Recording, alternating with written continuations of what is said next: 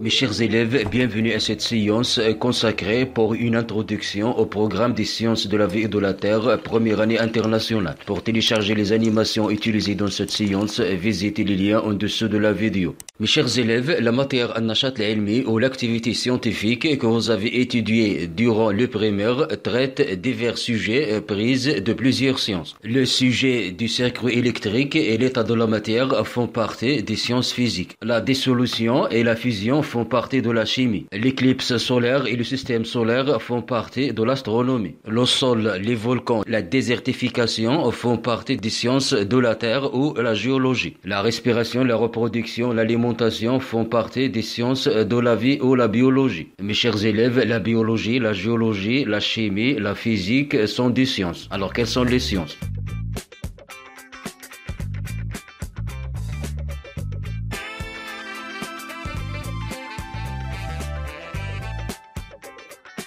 Mes chers élèves, les sciences sont les connaissances, les inventions, les découvertes par les scientifiques, telles que l'eau s'évapore avec la chaleur, la terre est ronde, il y a des microbes dans l'air comme exemple de connaissances scientifiques, que les scientifiques inventent concernant l'univers par des recherches scientifiques en se basant sur l'observation, la réflexion et l'expérimentation, c'est-à-dire des arguments tangibles, écartant toute la mise en doute des inventions scientifiques qui restent quand même non absolues. Mes chers élèves, les connaissances scientifiques s'opposent aux superstitions qui sont des croyances non justifiées utilisées jadis par l'homme pré-scientifique pour expliquer quelques phénomènes naturels.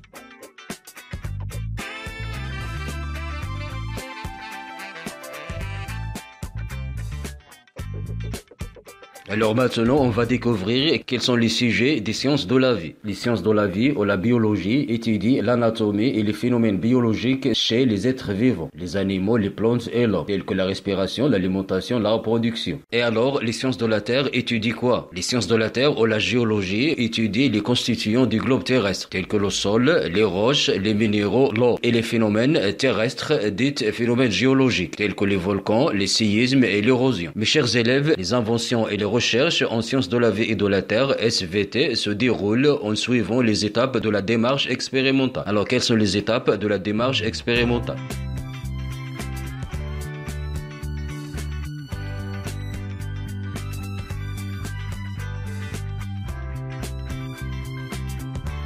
La première étape, observation. C'est une situation nouvelle, motivante, suscitant la curiosité. L'observation se fait soit à l'œil nu ou avec des instruments d'observation tels que le microscope ou le télescope. Deuxième étape, problème. L'observation pousse le scientifique à la formulation de la problématique ou question concernant le phénomène observé. Troisième étape, l'hypothèse, c'est-à-dire énoncer des suggestions ou hypothèses expliquant provisoirement le phénomène observé, nécessitant une vérification. Quatrième étape, expérience, c'est-à-dire la soumission des hypothèses à la vérification expérimentale. Cinquième étape, résultat, c'est-à-dire l'enregistrement des variations entre les débuts et la fin de l'expérience. Sixième étape, interprétation, c'est-à-dire une explication des causes des résultats observés durant l'expérience. Septième étape, conclusion, c'est-à-dire la réponse finale aux problèmes formulés après l'observation. On va entamer la démarche expérimentale lorsqu'on traite des problèmes biologiques ou géologiques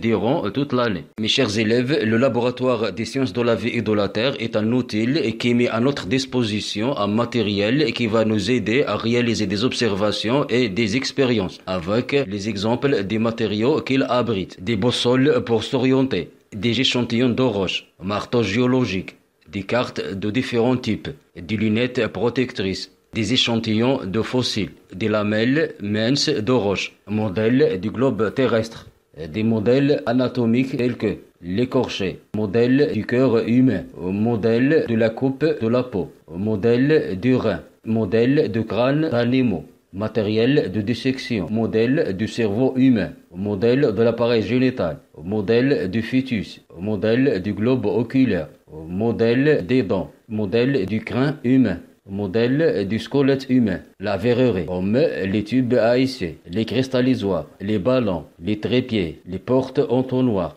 porte-tubes, entonnoirs, le broyeur, les béchères, les éprouvettes, les boîtes de pétri, les becs benzène, les pinces en bois, les réactifs et le matériel d'observation de mesure tels que les balances, l'oxymètre, les microscopes, les vidéoprojecteurs, les loupes binoculaires, loupes à main, caméras flexibles, les veilleuses, les thermomètres, les êtres momifiés comme collection d'insectes, herbiers, animaux momifiés, oiseaux et animaux élevés dans des aquariums ou dans des cages.